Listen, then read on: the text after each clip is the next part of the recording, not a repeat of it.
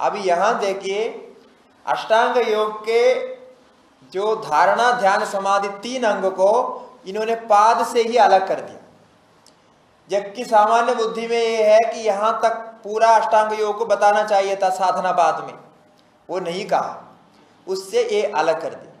और ये पाद की व्यवस्था भी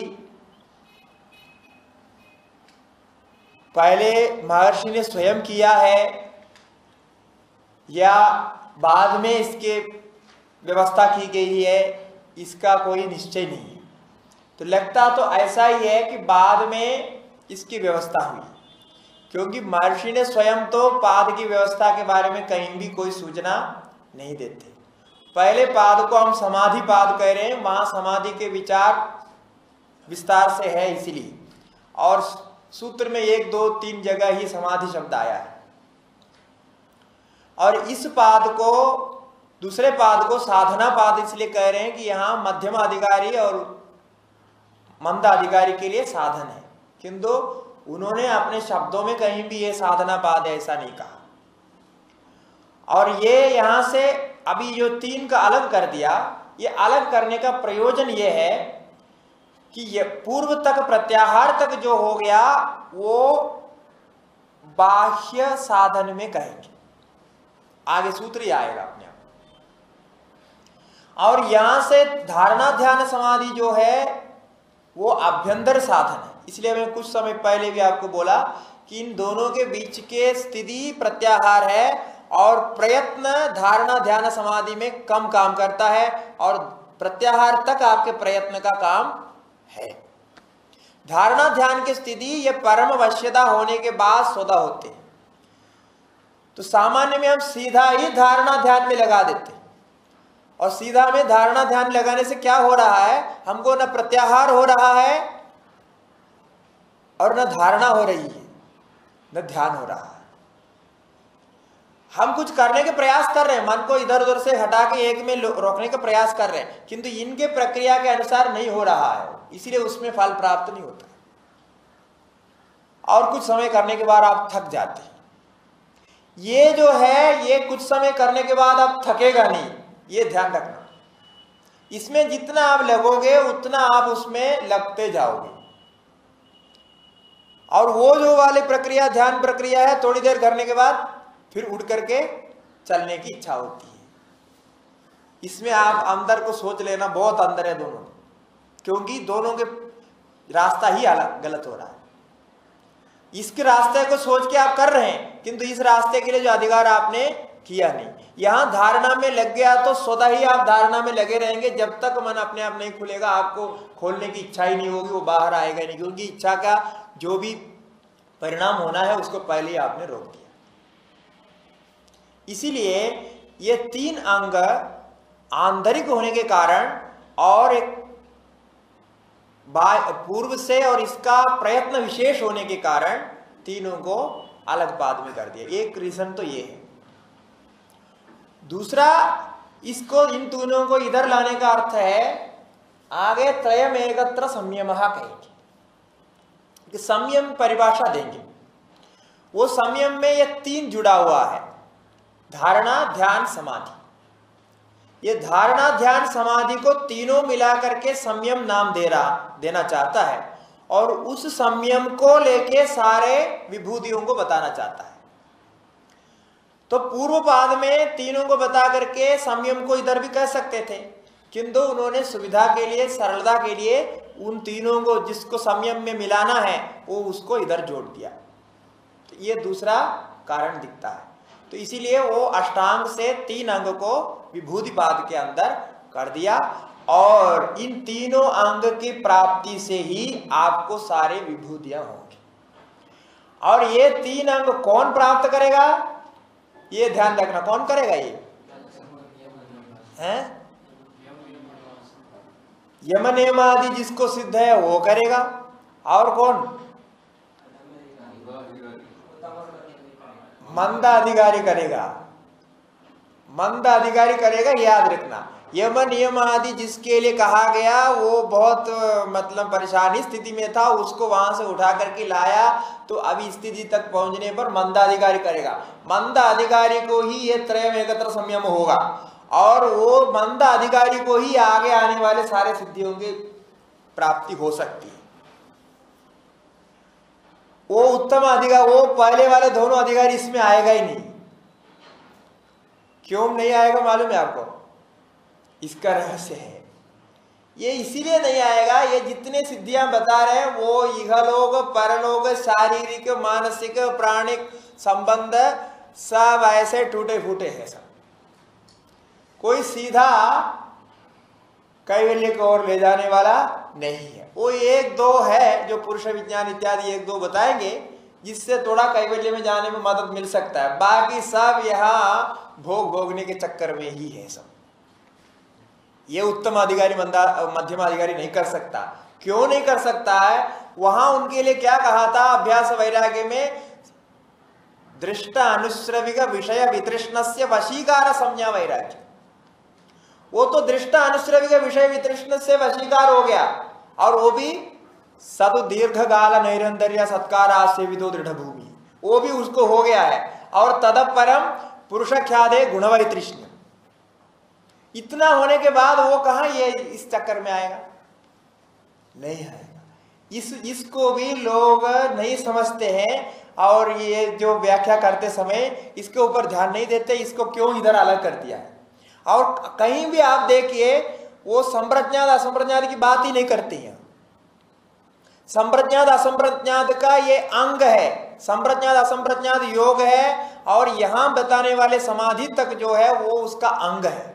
अब ये समाधि के बाद वह संप्रज्ञात असंप्रज्ञात सिद्ध होगा, तो वो जब होगा तो उसको बाद में होगा, और उसके पहले उसके अंदर ये दृष्टा अनुश्रविक विषय वितृष्ण वैराग्य नहीं आया है, क्योंकि उसके लिए अभी तक देखा आपने कहीं बताया नहीं। केवल यम नियम में अपरिग्रह अस्तेय इत्यादि आ गया है, शौच आ गया है, अहिंसा आ गया है, इत्यादि आ गया है, उसके द्वारा आप लक्षणा से वैराग्य हो जाएगा ये समझ सकते हैं, किंतु सीधा वैराग्य के लिए नहीं कहा, क्योंकि वो अधिकारी ऐसा था, उनको परेशान नहीं करना चाहता है, उसको उसके अंदर इच्छाएं हैं, वो इच्छाएं कहने कहने रूपेणा प्रकट हो जाएगी। सब सिद्धि होने पर, वेदांत सब सीखने के बाद भी, सब कुछ सिद्धि होने के बाद भी कुछ इच्छा पैदा होती है, वो करेंगे ये करेंगे, तो इसको मानना पड़ेगा नहीं। ये साइकोलॉजिकल फैक्ट है, मनोविज्ञान के अनुसार होने वाला क्रिया है, तो इसलिए उन्होंने उसको स्वीकार कर लिया। स्वीकार करके बोला इस स्थिति में पहुंचने वाले को ये सब होगा। ये सब होने पर आप इसको पकड़ के आगे बढ़ेंगे तो ते समाधौ उत्सर्गा व्युत्थाने सिद्धया, बीच में एक सूत्र उन्होंने जोड़ के रखा कि फिर हमारे ऊपर गलती नहीं कर, हमने गलत कर दिया, आपने ये सब करने से विभूति हमको वो प्राप्त हो जाएंगे, ये प्राप्त हो जाएंगे, कर हमको फंसा दिया, बोलना नहीं, वो करके अपने आप वो सूत्र रखा ते समाधौ उत्सर्गा। ये समाधि में तो उत्सर्ग है, अब रखना है तो रखो, ये बीच में कहेंगे। इसीलिए ये स्पष्ट दिखता है कि इन्होंने अधिकारी को अलग करके ही इसका वर्णन किया है, तो उस दृष्टि से यहां तीनों को अलग किया। तो विभूतिवाद का पहला सूत्र है देशबंधश्चित्तस्य धारणा।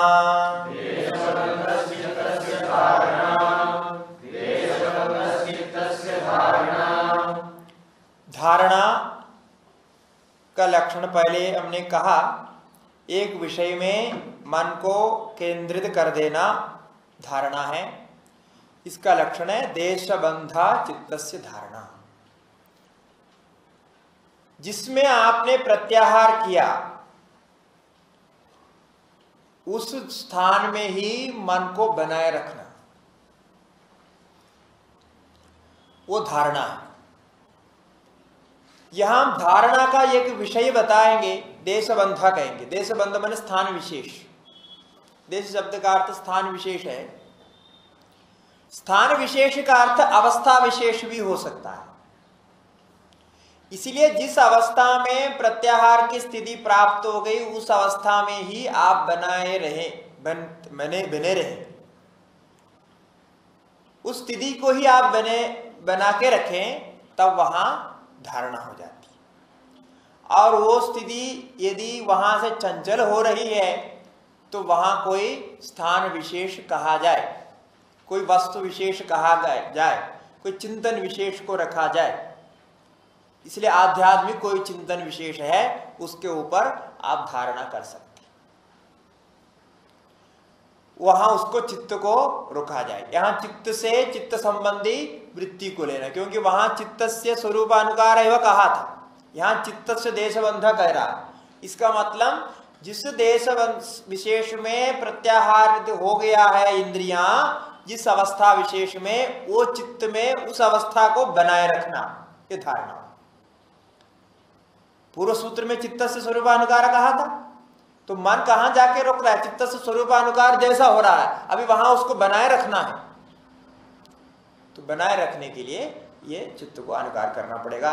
इसके लिए ये नाभि चक्र, हृदय पुंडलिक, मूर्धन, ज्योतिषी इत्यादि स्थान विशेष का निर्देश भाष्यकार करते हैं। यहाँ नाभि चक्र आदि शब्द, कोई ये नाभि चक्र कहने पर शरीर में जो षट चक्र का विधान हठयोग में है उनको नहीं लेना है। ये षट चक्र के साथ इसका कोई संबंध नहीं। नाभि चक्र का अर्थ, नाभि एक ऐसा स्थान है जहां हमारे बहुत सारे नाड़ियां आकर के मिल जाते हैं। ये नाड़ियों का केंद्र को ही चक्र कहा जाता है, और उसी दृष्टि से इन्होंने षट चक्रों का कल्पना किया। ये षट चक्र जितने भी होते हैं सब नाड़ी के विशेष विशेष नाड़ियों के केंद्र होते हैं, किंतु ये जो कह रहा है ये षट चक्र के ऊपर नहीं कह रहा है। यदि ऐसा होता तो शब्द ही प्रयोग करते, वो शब्द प्रयोग नहीं कर रहा है। इसका मतलब वो शब्द उत्पन्न होने के पहले की स्थिति। यदि टीकाकार आदि इसको इसके साथ मिला करके बोल देते हैं, किंतु भाष्यकार ने उसको नहीं किया। उनको एक स्थान विशेष से मतलब है कि वो आप नाभि चक्र में स्थान विशेष करिए, आध्यात्मिक में, क्योंकि आध्यात्मिक स्थान विशेष करने से वहां चित्त की स्थिति हो जाएगी। तो हृदय पुंडलिक, मूर्धा, ज्योतिष, जैसा पहले कहा था, विशोगवती इत्यादि, अथवा कोई प्रकाश। तो क्योंकि विशोगवती जो कहा, विशोगवती नहीं, विशोगावा ज्योतिषमती, तो विशोगावा ज्योतिषमती को यहां नहीं ले रहे हैं। देखिए, क्योंकि विशोगावा ज्योतिषमती बुद्धि में होने वाले ज्ञान में एकाग्रता, वो ये अधिकारी नहीं कर सकता, उसके बस का नहीं है ये। इसलिए यहां कोई ज्योतिष विशेष का, प्रकाश विशेष का ध्यान आप कर सकते, क्योंकि यहां देश बंधन को कह रहा है। वहां वो विशोगावा ज्योतिषमती को कहा, यदि उसको कहना है तो तुरंत वो बोल देते, जैसा आपने पहले ज्योतिषमती को कहा वैसा ले लो, किंतु वो ये उसको पकड़ नहीं पाएगा, क्योंकि उतनी सूक्ष्मता इस अधिकारी को नहीं है। इसलिए उसको कोई स्थान विशेष में, प्रकाश विशेष में सब ध्यान करना पड़ेगा। जिह्वाग्र भी बताया, नासाग्र भी बताया, सब होगा। फिर किंतु करना क्या है, एक शब्द अंदर बाद में कह देते हैं, चित्तस्य वृत्ति मात्रेण बंधा। चित्त में एक वृत्ति बना करके उसको उसी में बांध के रखो। चित्तस्य वृत्ति मात्रेण बंधा, वृत्ति मात्र, एक मात्र वृत्ति को वहां रखने से तात्पर्य है वो किस प्रकार से भी रखो, किंतु बाह्य विषय को त्यागो तो अच्छा है, आंतरिक विषय को, शारीरिक और मानसिक विषय को ले तो अच्छा होता है, वो उसमें ध्यान कर सकते। यहाँ बाह्य विषय के ऊपर ध्यान करने के बाद त्राटक आदि में होते हैं, धारणा करने के बाद, प्रत्याहार करने के बाद, यहाँ बाह्य विषय आभ्यंतर विषय में कोई भेद नहीं, एक स्थान में मन को रखना है, एक विषय के संबंध में मन को रखना है, उसकी आवृत्ति करना। अब बोलते हैं ये विषय, एक देश विषय में मन को रखा तो मन एक विशेष स्थिति में पहुंच जाता है, तो उस स्थिति को ही बार बार आवृत्ति करते रहेंगे, उस विषय को ही बार बार आवृत्ति करते रहेंगे। क्या परेशानी क्या है, इतना सब करने पर भी मन, इंद्रिय, चित्त जो कुछ बना हुआ है सबका जो मूल कारण है वो गुण है। और गुणम चलवृत्तम, गुण तो चलवृत्त है। अब कितना भी पकड़ के रखने को प्रयास करो, उसमें कुछ ना कुछ परिणाम होता रहता है। यह परिणाम को आपको स्वीकार करना ही पड़ेगा। आप एक देश बंध में चित्त को रखा, प्राण धारणा करके रखा मन को, वो भी बदलेगा, वो बदल के दूसरे विषय में जाएगा तो आपको धारणा टूट गई, विषयांतर हो गया, फिर उसी में धारणा करना है।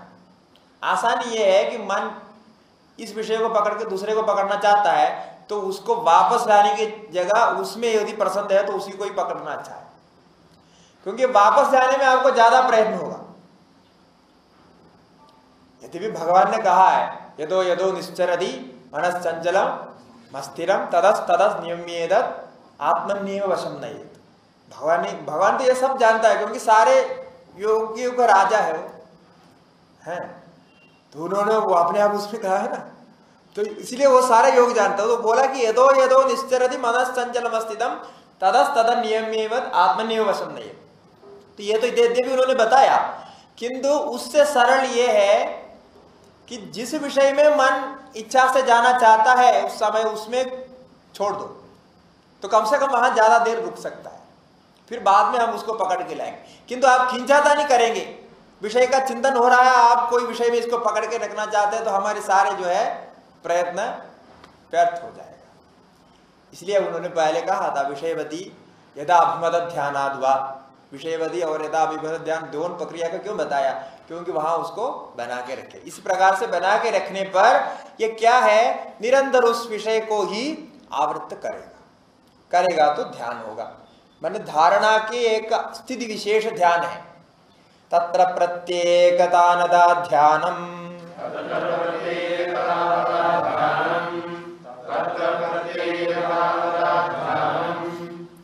तत्र मने वहां ऐसा नहीं है जो धारणा किया हुआ धारणा के अवस्था में, इसलिए तत्र शब्द से धारणा को सीधा लेना ठीक है। धारणा का विषय बदल गया तो फिर ध्यान नहीं हो सकता, धारणा में ही आवृत्ति बने रहे, धारणा में बहुत समय तक स्थित रहने को ध्यान कहते हैं, इसलिए धारणा का ही रूपांतरण है ये ध्यान। तो तत्र प्रत्यय एकतानता, एकतानता माने एकता को ही लेते हुए निरंतर रहना, तैल धारा के समान निरंतर रहना। तैल धारा में तैल धारा बूंद बूंद से धारा बनती है, एक एक बूंद ऐसे जुड़े हुए हैं, अलग अलग दिखाई नहीं पड़ता है, तो तैल धारा के समान एकतानता, वहां प्रत्येक एकतानता बोला। जो आपने जिस विषय का ध्यान किया, धारणा किया, उस विषय में, उस विषय का ज्ञान में आप निरंतर आवृत्ति करके स्थित है, इधर उधर नहीं जा रहा। तो अभी देखिए ये जो ध्यान हो रहा है ये हमेशा ध्यान में नहीं रहेगा और हमेशा धारणा में नहीं रहेगा। जब आपको धारणा हो रहा है तो ध्यान भी रहेगा, धारणा भी रहेगी, ध्यान भी रहेगा, धारणा भी रहेगा। जैसा उसका समय बढ़ता जाता है वो ध्यान में ही स्थित होगा, ऐसा नहीं। एक स्थिति को ये नहीं मानते और होता भी ऐसा है। जो भी अभ्यास करने वाले को यह अनुभव रहता है, कुछ समय तक आप विषय को धारणा करके रखते हैं तो कुछ समय के बाद उसमें सहजता से रुक जाता है, बाद में फिर हिलने लगता है तो फिर सहजता से रुक जाता है। ये प्रक्रिया होती है, तो अनुभव होगा करते करते। तो ये होने पर ये दोनों एक ही को हो रहा है। तो धारणा जिसमें किया उसमें प्रत्येकतानता की स्थिति को ध्यान कहा, फिर धारणा हो रही है, देश बंधु को फिर करना पड़ेगा। तो इस समय दोनों ऐसे साथ में रहता है। इसीलिए धारणा को कभी ध्यान में अलग नहीं कर सकते, यह आप अनुभव करके समझना पड़ेगा, बोलने समझ में नहीं आता है। अनुभव करने से हमको पता चलेगा कि हम ध्यान करते करते, धारणा करते करते कुछ स्थिति में धारणा समाप्त हो रहे किंतु विषय गया नहीं, धारणा समाप्त हो रहे किंतु विषय, धारणा का जो प्रयत्न है वो समाप्त हो गया, विषय तो वही स्थित है। तब वो ध्यान हो गया और उसके बाद फिर प्रयत्न की आवश्यकता, मतलब सूक्ष्म प्रयत्न की आवश्यकता हो रही है, तब वो फिर धारणा में आ गया। यदि इतने के स्थिति में आपने कोई उससे अतिरिक्त विषय को सोच लिया तो तुरंत मन इंद्रिय में आ गया।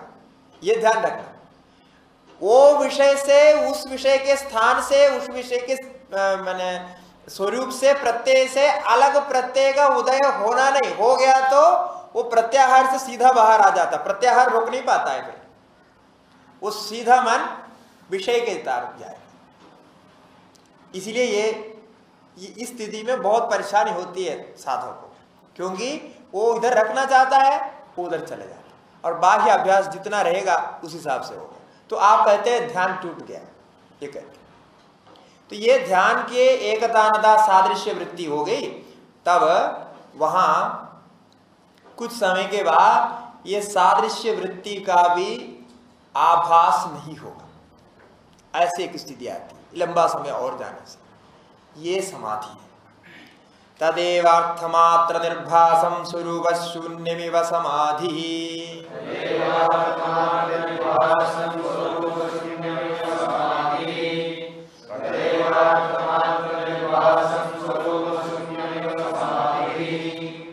तदेव, तदेव मन वो ध्यान ही, तदेव ध्यानम, वो ध्यान की परम काष्ठा जब होती है, ध्यान में ज्यादा समय मन स्थित रहना, मतलब ध्यान ज्यादा आपको मिल रहा है, धारणा में कम जा रहा है, उस स्थिति में एक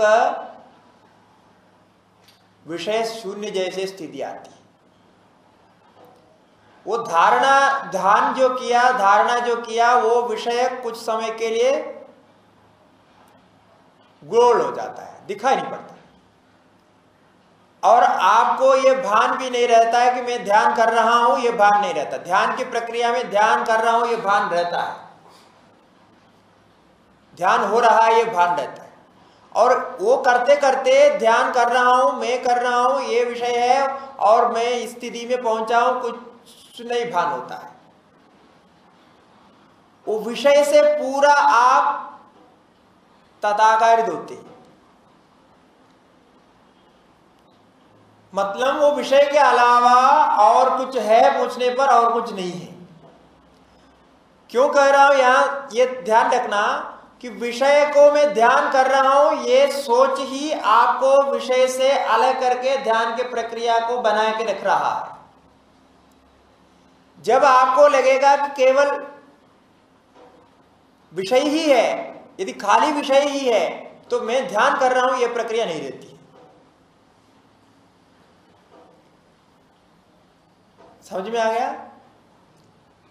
ध्यान में आप विषय को ध्यान कर रहे हैं, स्वरूप को देख रहा है, तो उसमें मैं ध्यान कर रहा हूं, इसका सूक्ष्म विचार बना रहता है।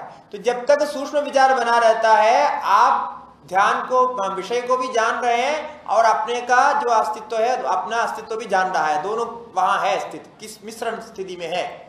उसके बाद आप खाली विषय ही है, तो खाली विषय होने पर मन मैं विषय को जान रहा हूं, यह सोच नहीं पाता।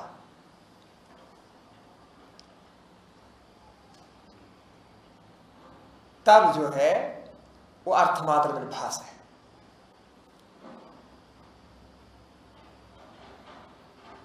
जो वृत्ति सारूप्य आपको पहले कहा गया, इसका यहां संबंध कर सकता है। वृत्ति सारूप्य में यद्यपि विषयासक्ति राग द्वेष आदि के साथ वृत्ति सारूप्य हो रहा है, बाहर विषयों में वृत्ति सारूप्य हो रहा है, किंतु वृत्ति सारूप्य के स्थिति में आप अपना अलग नहीं समझता, इंद्रिय का अलग नहीं समझता, और मैं इंद्रिय के साथ संबंध करके विषय को भोग रहा हूं, ये नहीं समझता। मेरे मन में क्या आ गया है, मैं उसको देख रहा हूं, ये नहीं समझता, ये कुछ भी नहीं समझता है, तदाकारित हो जाता है। जैसे स्फटिक में कोई कलर लाइट पड़ गया तो स्फटिक उसी कलर का ही हो जाता है, उसी प्रकार तदाकारित हो जाता है। बिल्कुल उसी प्रकार यहां भी हो रहा है। यहां राग द्वेषादि नहीं है, वृत्ति सारूप्य में इसमें अंदर ये है कि यहां राग द्वेषादि कोई भाव नहीं है, किंतु इतने में समान है कि मैं इसको जान रहा हूं, मैं इस विषय का ध्यान कर रहा हूं, ध्यान करने वाला हूं, ऐसा कुछ भी भाव नहीं रहता। इतने रहने पर विषय मात्र दिखाई पड़ेगा, तो वो समाधि है। आपको उस समय कुछ भी बाहर का पता नहीं लगना भी, और एक प्रकार से शरीर धारण की विशेष स्थिति है वो भी नहीं होना भी। कभी कभी ध्यान करते करते आप गिर जाते हैं, जब करते करते नींद जैसे आ जाती है, गिर जाते हैं। ये वास्तव में नींद नहीं है, नींद से कुछ अलग है वो चीज। बिल्कुल इसी प्रकार एक गैप आ जाता है, मतलब बिल्कुल आप भान से छूट जाता है और विषय नहीं गया, ये ध्यान रखना, विषय नहीं गया है। विषय गया तो असंप्रज्ञात हो जाएगी।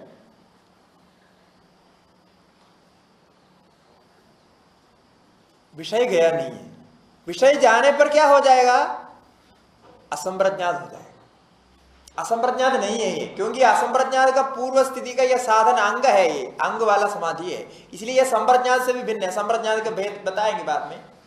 तो अब विषय मात्र रहने से, उसके साथ तादात्म्य होने से अर्थमात्र निर्भास हो गया। अर्थमात्र माने विषय मात्र का ही वहां निर्भास हो रहा है। ये मात्र शब्द प्रयोग करने पर इसका आंतरिक कोई भाव, अन्य भाव कुछ भी नहीं, कुछ समय के लिए ऐसा रहता है।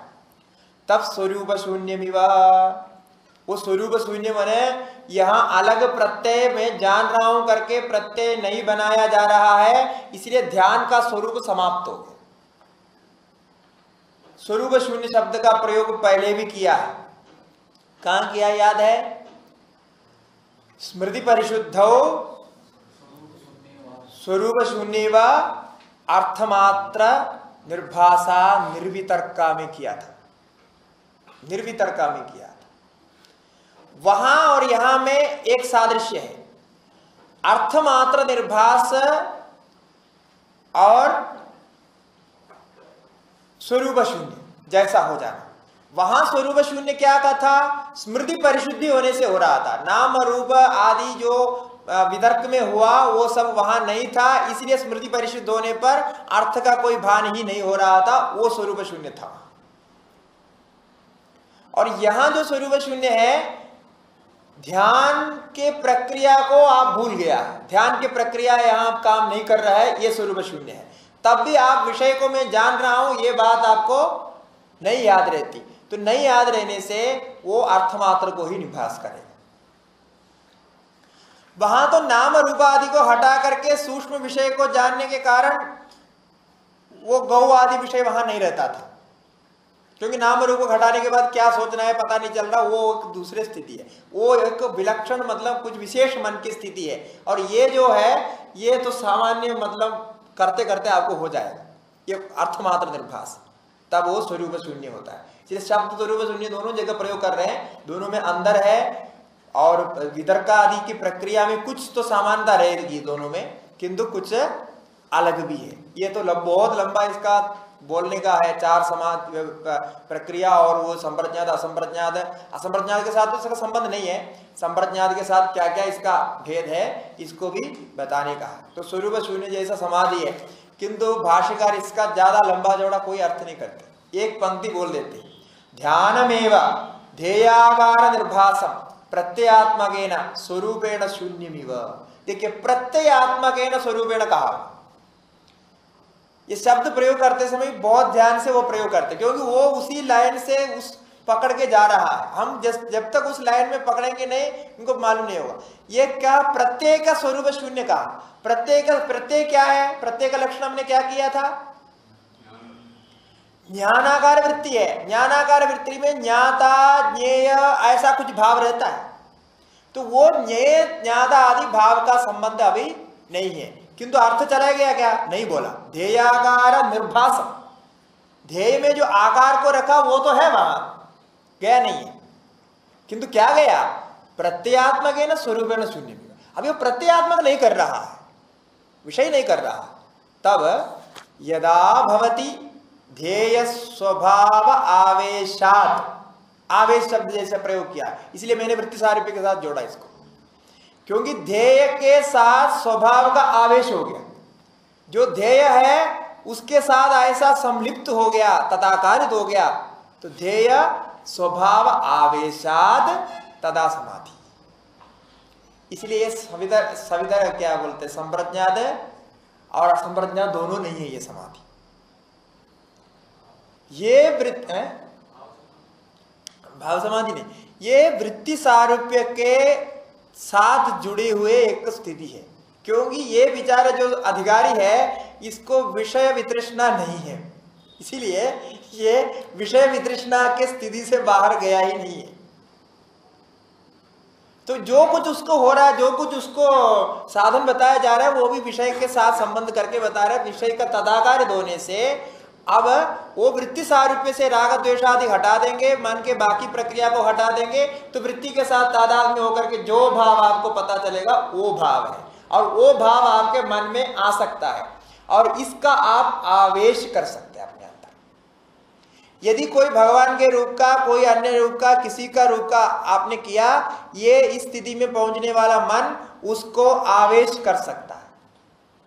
संप्रज्ञात असंप्रज्ञादि में यह आवेश नहीं करेगा, वो अलग कर देगा। यहां कोई व्यक्ति हाथी को ध्यान करता हुआ हाथी के विषय में हाथी को तदाकारित कर देगा तो उसको हाथी जैसा भाव बनेगा। इसलिए आगे इसका फल इसके लिए बताएं। ये कैसे होता है इसके फल के लिए मैं बोल रहा हूं, बहुत इंटरेस्टिंग है। इसको कैसे वो उस विभूति की तरफ ले जाते हैं कि इस स्थिति में पहुंच जाए तो उनको क्या हो गया, अर्थमार्थ निर्भास हो रहा है, बेचारा को वैराग्य तो है ही नहीं। इसलिए जिसमें भी वो मन को लगाता है वो तदाकारित हो जाता है। तो तदाकारित होने पर वो भाव अंदर ले सकता है, वो भाव को लेकर के मन काम करेगा। इसलिए बलेषु हस्ति बलादीनी सूत्र आएगा। अब विषय को अलग करके या विषय का कारण को चिंतन करके, विषय का कार्य के चिंतन करके ये सब करना इनका काम नहीं है।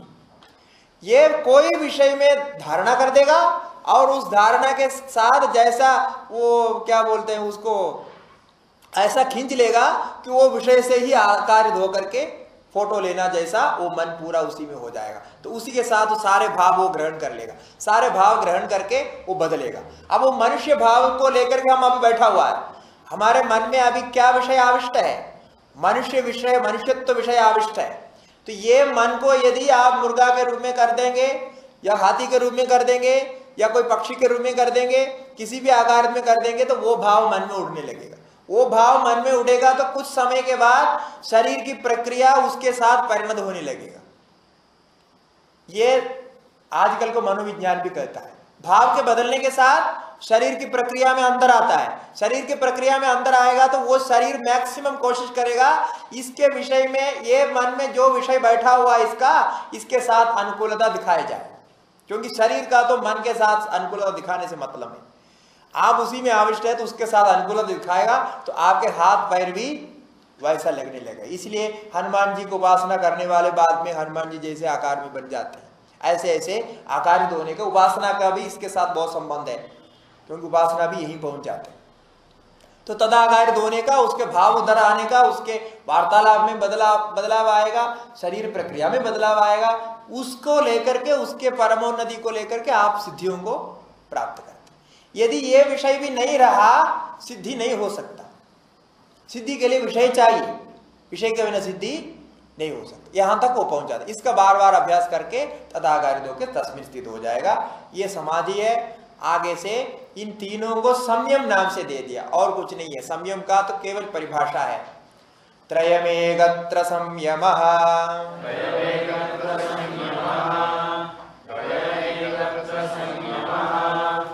इतना ही है, तीनों को एक में मिला देना संयम है। एक विषय में जब ये तीनों प्रकट होता है तब उसका नाम संयम। ये संयम एक परिभाषित शब्द है और कुछ नहीं, ये तीनों का ही नाम है। जो लक्षण किसका, धारणा का है, जो लक्षण ध्यान का है, जो लक्षण समाधि का है, तीनों को मिलाएंगे तो संयम का लक्षण हो जाएगा। इसलिए एकत्र मने एकस्मिन् विषये, अभ्यास के द्वारा वो संयम होता है। अब ये आगे संयम का कुछ भेद बताएंगे और संयम से क्या फल होता है ये बताएंगे, तब फिर ये संयम को लेके आगे विभूति का वर्णन करेंगे। ओम